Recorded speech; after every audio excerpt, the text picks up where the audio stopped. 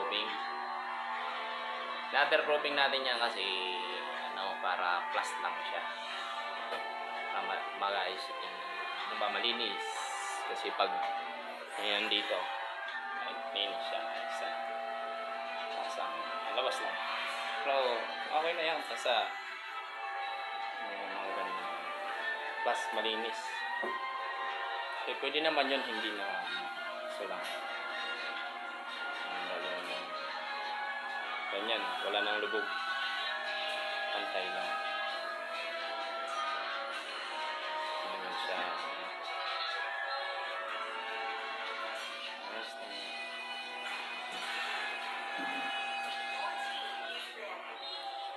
Ano lang siya ng 0.5.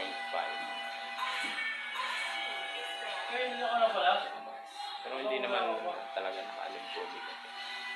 Kaya lalagyan naman ng dito para sigurado. Pero yan.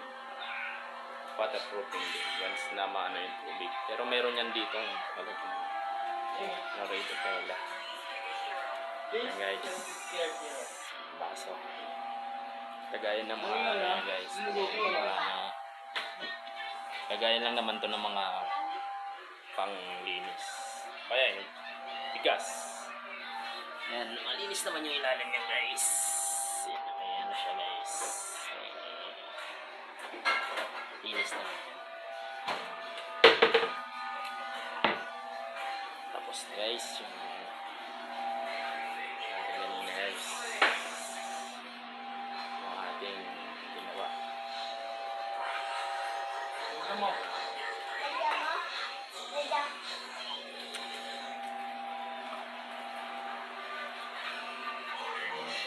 Ay, baby. Sorry, baby. Yan. Ay, konting retouch.